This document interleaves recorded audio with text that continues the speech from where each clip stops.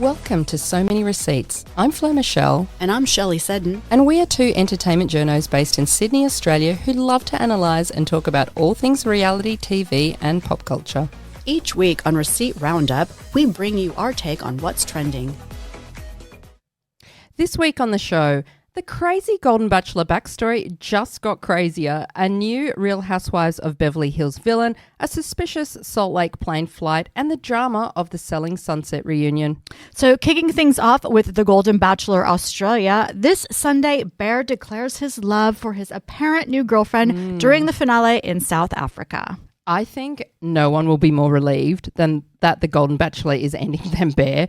He is getting hammered in the press about his relationship with this rich heiress, Jo Kinghorn. The show is only 9 episodes. You think they could have stretched out some of the bad dates just for the sake of TV. Yeah, it feels like it only just started, right? I know. Well, luckily, there is a lot to unpack off screen, and Women's Day is all over this story and revealed Jo is from one of Sydney's richest families. Her dad, John Kinghorn, founded Alco Financial Services and home loan company Rams, and also brought Krispy Kreme donuts to Australia. Oh, we're forever grateful to him. Thank you, John. I know. I love Krispy Kreme. What a legacy to leave for us. So Jo started dating Bear just 14 months after his wife died.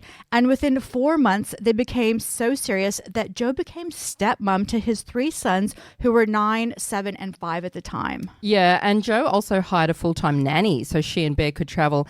And she also bought $1 million warehouse that Bear turned into a man cave. So they got engaged in 2016, and the Daily Mail reports that Jo allegedly bought her own diamond engagement ring. Plus, after they split, Bear apparently asked Jo to return this ring to him, even though she supposedly bought it. That doesn't make sense. This story just gets crazier by the second. Daily Mail are also reporting that an insider who attended their engagement party said Bear was widely referred to as a tosser amongst Jo's friends, adding he spent most of the engagement party showing off in the ski boat Jo had bought him. That is so embarrassing. It must have been on the harbour. Well, it was at her parents' Mossman mansion, so I guess it was waterfront. Right, and the insider also claimed Bear was openly flirtatious with several women at the party, yuck, and largely ignored the men who, quote, didn't find the infrastructure engineer all that interesting. Plus, one guy in our TikTok comments who seemed to have intel said, this guy is a notorious Mossman player. Ouch. I can't believe I don't know who he is. Like, I've never heard of him before this. But after their engagement, Bear and his sons moved into Jo's $6 million home in Manly. But just 2 years later, they had an acrimonious split. They spent a day in mediation with lawyers, and in the end, Jo sold that house in Manly due to bad memories. And a friend of Jo's says, I know for a fact that she was paying for almost everything in the last 3 years they were together because Barry quit his job. Wow. So I think the idea was that he'd eventually get another job, but it said he was still not working when they broke up in 2018. I want to know, why were lawyers called in when it was her house? She was paying for everything. Why did he deserve a settlement? Well, I think if you live with someone for more than 2 years, you are entitled to some kind of assets when you split. I mean, I think that's why Kate Fisher got a slice of James Packer's, wealth when they split after 5 years. I just think it's so unfair when Jo was supporting him and his children for years and he allegedly didn't contribute. So Women's Day says that Bear's claims about his lonely love life left Jo and her friends gobsmacked. And Jo's obviously had enough and had someone from her camp set the record straight. Jo, DM us. Please come on the pod. We would love to get your side of the story. Yeah, she obviously sent the troops in. Yeah. Didn't she? It's a good way to do it. Then Absolutely. you don't have to say anything. Although we probably can't ask her about her dad, John Kinghorn, because there's ugly goss about him as well. So in 2017, he was charged over allegedly avoiding more than $30 million in tax.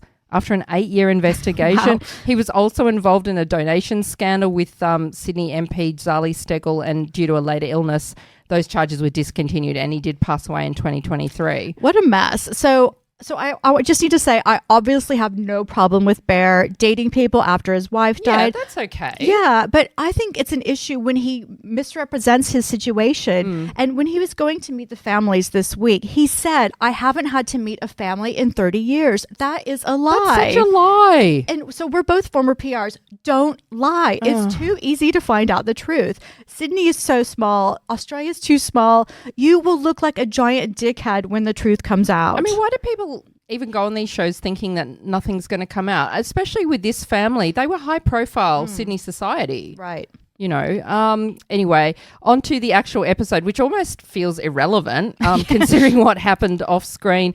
It's down to Sonny and Janette vying for Bear's heart on The Golden Bachelor. I don't think he has genuine chemistry with either of them. Well, I think the final pick will be Sonny, just because I remember Sam saying she was surprised at his final choice. And Sonny was a dark horse, and she just seemed to come out of nowhere. We didn't even speak to Sonny at the launch party. I guess because we thought she was too much in the shadows. Our radar was very predictably off. Well, maybe she did win the whole thing because, I mean, she did have that sentence telling Bear, I'm very sexually active. And it's one of the few times we saw him genuinely react. And he goes, oh, I like sex as well. He said something like that. And then on the golf course, I think they did a cheers to something and he said 7 years good sex and he repeats it. I mean, it was kind of cringy. Well, I picked Janette for the beginning, but her entire life is in Mount Martha. Like her elderly mother lives there, her children, her grandchildren, friends. She owns a business. It's not like she's going to leave everything and move to Sydney. No. And Bear's not going to leave his job and his 3 sons and move to Victoria. But I actually hope it's not Janette, just because I really liked her when I met her at the premiere party. And this guy is so boring. So as the front runner appears to be Sonny, they got the sexy energy. It makes me think he won't pick Sonny because you know how they always edit it to make you think it's a certain person? Yeah, that's true. But then the twist is it's not that person. So it may actually be Janette. Maybe he does really like her. They just don't show us very much of that. But perhaps it's the easiest choice for him to choose Janette, then dump her afterwards because she does live interstate. So it's kind of like a get out of jail free card from this whole thing. You know, they put out that statement. We have the utmost respect for each other, but the distance got too much between us, you know. As for Bear, the big question everyone is asking is why was Bear cast as the Golden Bachelor in the first place?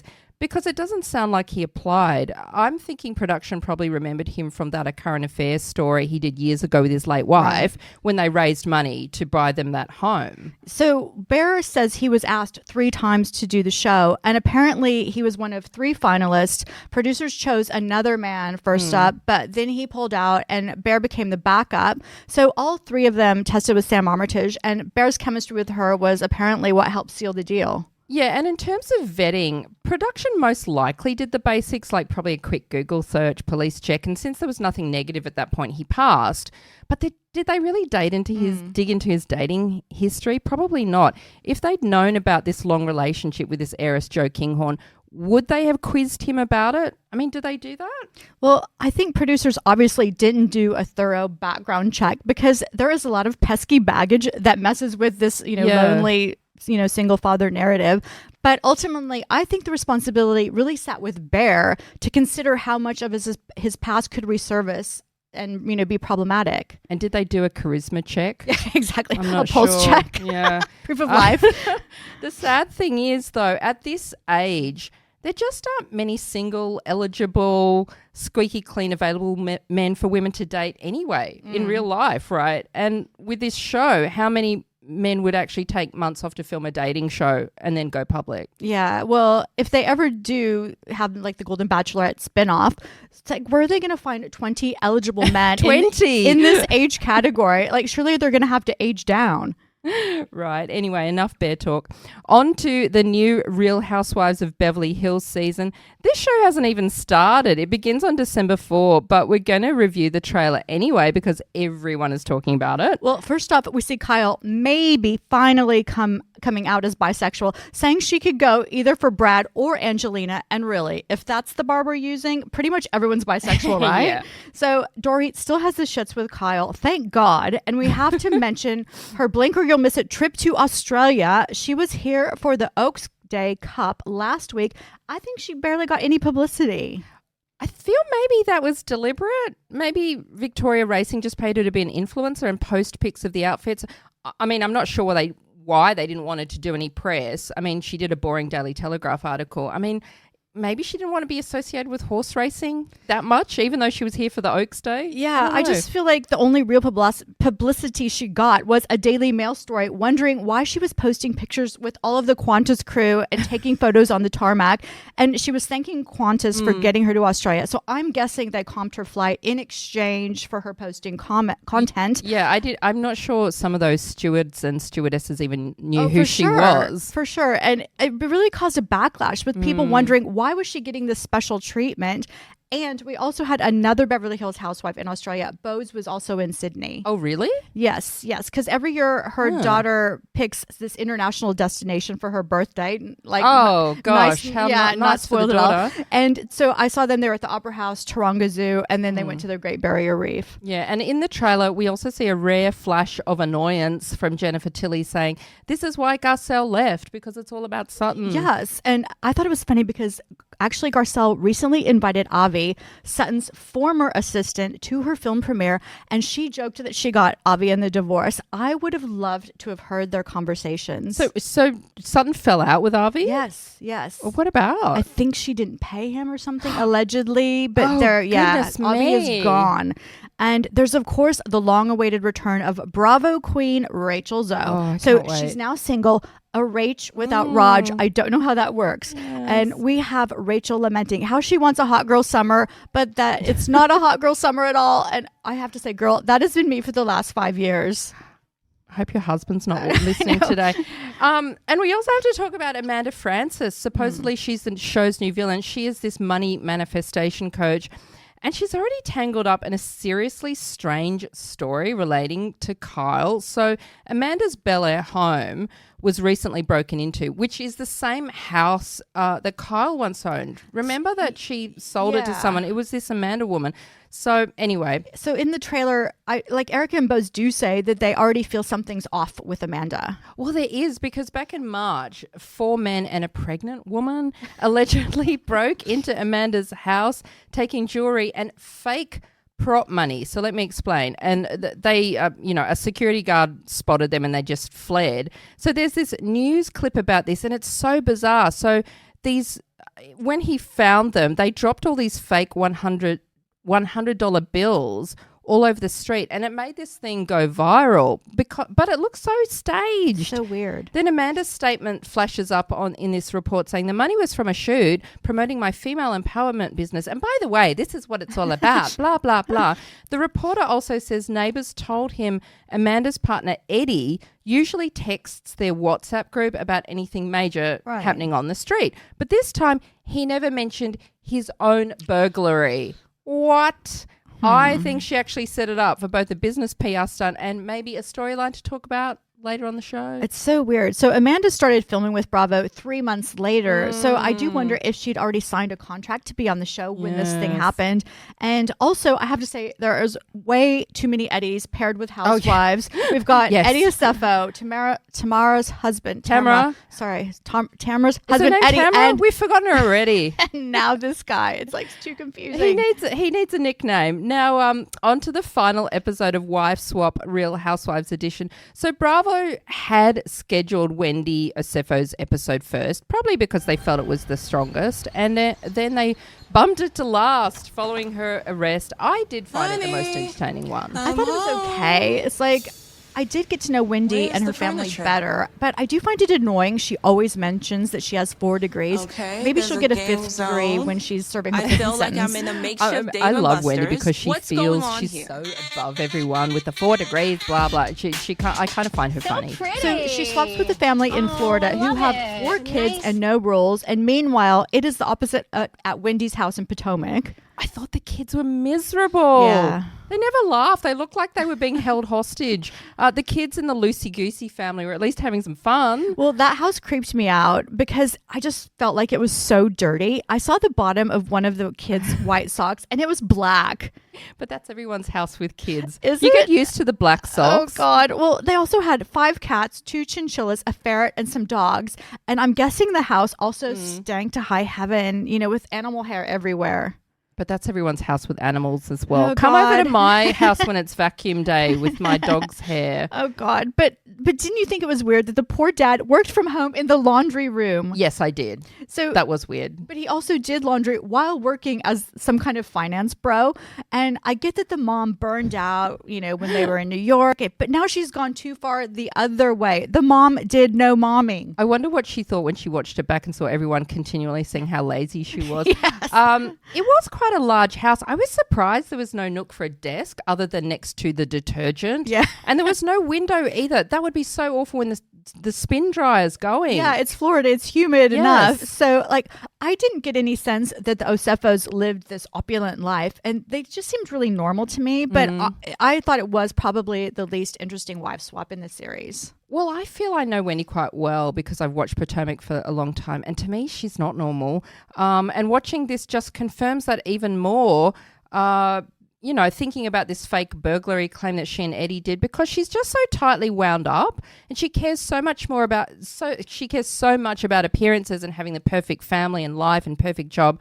I think they didn't want to look like a failure with the Happy Eddie business. I said this before, and they decided to cover the embarrassment of the losses with this fraud. Yeah, so I didn't know Wendy that well before, so I can't really do an accurate read on the situation. Well, I mean, especially watching this, I feel it's actually sad because you can see they both try hard to be very successful and good parents. They just got in way over their heads. Yeah. Well, so rose and thorn time again. And even though I gave Selling Sunset a rose for its return last week, I'm now giving it a thorn overall because I just thought this season was so dark. Oh, the honeymoon phase for you was so short. It was. And plus, Chriselle Staus just announced she's leaving the show after 9 seasons. And I can't She's say... like the whole show. Yeah, I can't say I'm surprised. She said she was quitting for her mental health. And I think she got tired of pretending to sell real estate.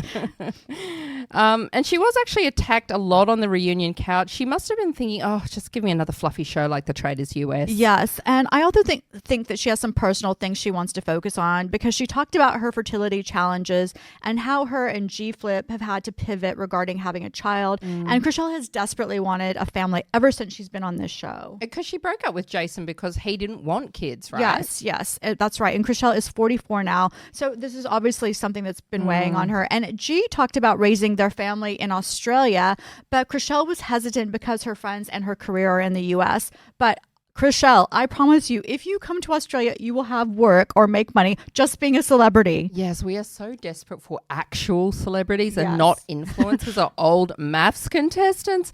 And she did a great job hosting the Love Triangle reunion on Stan a few months ago. I went to the launch party. I was so sad she wasn't there. Yes. And so I think if she moves here, she's going to be just fine. Yes. And the reunion, unfortunately, didn't really resolve anything. There is still this huge divide in the office. But I do have a bone to pick with her as much as I liked her. So she torched Emma's boyfriend Blake on social media. She thinks he's a douchebag. Okay, rightfully so.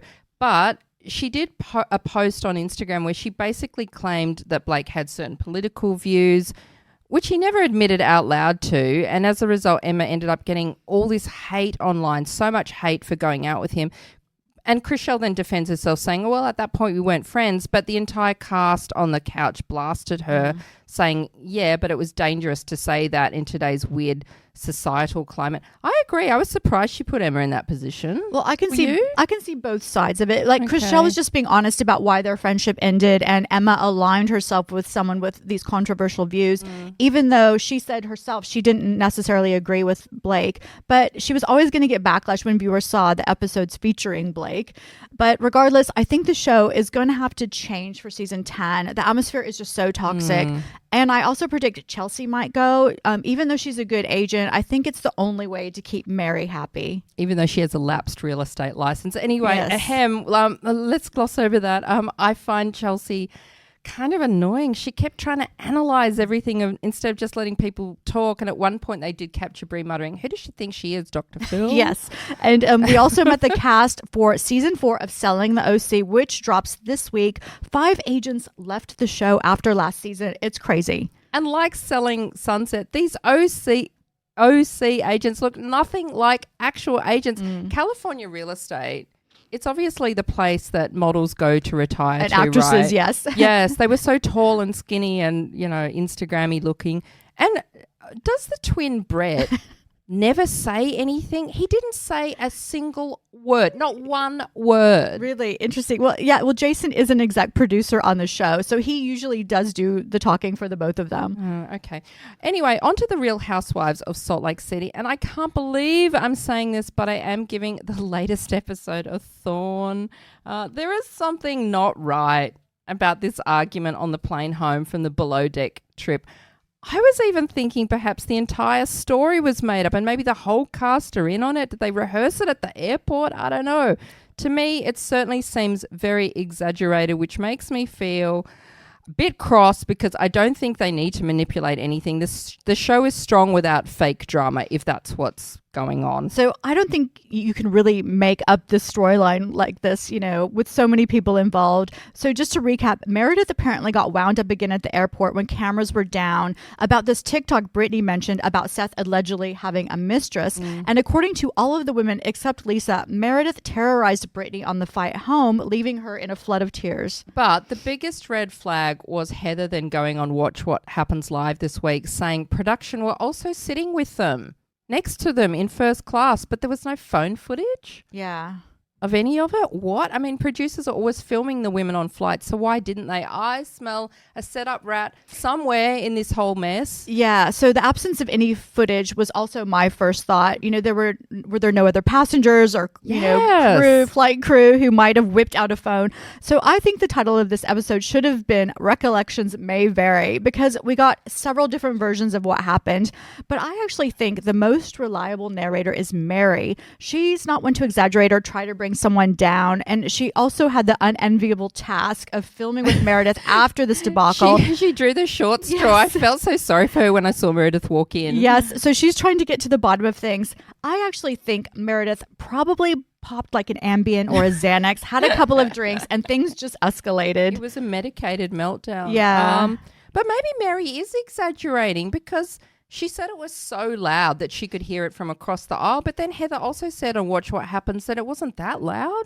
I don't understand. Like, if this actually did all happen and producers were sitting next to them sleeping, Andy Cohen should have read them the riot act, because now people are sort of doubting the story. I don't think anyone's doubting the story. And Heather actually... Not me. I'm doubting it. Yeah. Well, but Heather did say on Watch What Happens Live, she said they came in loud and they stayed loud. So that's what she said. Oh, I don't get it, because then she said they weren't loud. Oh, whatever. Yeah, she was asleep, awake. Anyway, so they're just at odds over how bad it actually was. And also, Brittany herself needs to take some responsibility for stirring the pot, because she knows she triggers Meredith, and she intentionally pokes the bear, by bringing up this TikTok. Yes, and I'm also giving Brittany a thorn, even though I do like her on the show, because it's made to look like in this incident that she's just this sweet lady who's being picked on.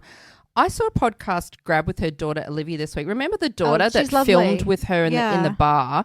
And people were saying, oh, I loved you on the show when you filmed with her. You were so intelligent and articulate. And then Olivia says, I owe it all to my dad. It's all my dad's good influence. What is the real backstory with Brittany? The implication is she's not a good mother. I mean, that sort of doesn't sit well with me. Yeah, well, she has been estranged from her daughters, so it's very weird. But anyway, so I never thought I'd give the Real Housewives of Orange County another rose after the Amsterdam trip, but I'm handing them another rare rose for their reunion fashions, which I thought were pretty good. I think you secretly like this show. No, I don't want to say that. You like it more than you in spite of myself. It was the same colour palette as Salt Lake last season, which was kind of funny. Pink, red and burgundy. It's actually a good colour palette. But yeah, they look good. And honestly, it was nothing compared to the horror of Atlanta, which was the worst. All fluoro green and yellow monstrosities inspired by Big Bird. Remember those dresses? Yes, horrible. Ooh, so torched them. Yes, so out of all the looks, Gina was amazing. She's obviously had a serious glow up, and she gets my best dressed award wearing our very own housewife favorite designer, Alex Perry.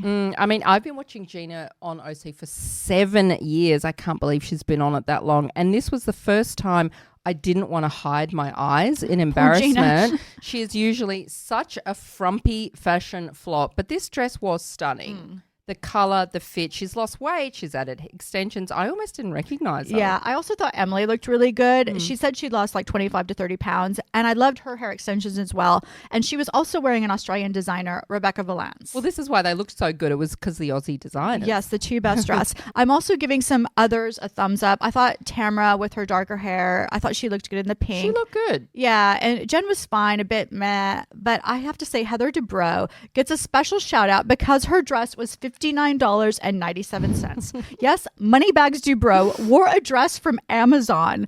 I mean, I love that for her, and she looked fantastic. But why would she wear a polyester Amazon dress? Well, they did take a $5 million loss when they sold that house. Yes. They're having money problems. It actually looked nice, this dress. I mean, I always think you should just choose dresses that are flattering no matter what the price tag, because we have all seen them wear these massively expensive designer dresses, and some of them are just fugly. Yes, Real Housewives of London. Anyway, Yeah. well, we only had 2 thumbs down. I wish Shannon would just wear a different silhouette besides this baby doll thing and do something new with her hair. I just think that ponytail isn't flattering. She just needs to mix it up a bit.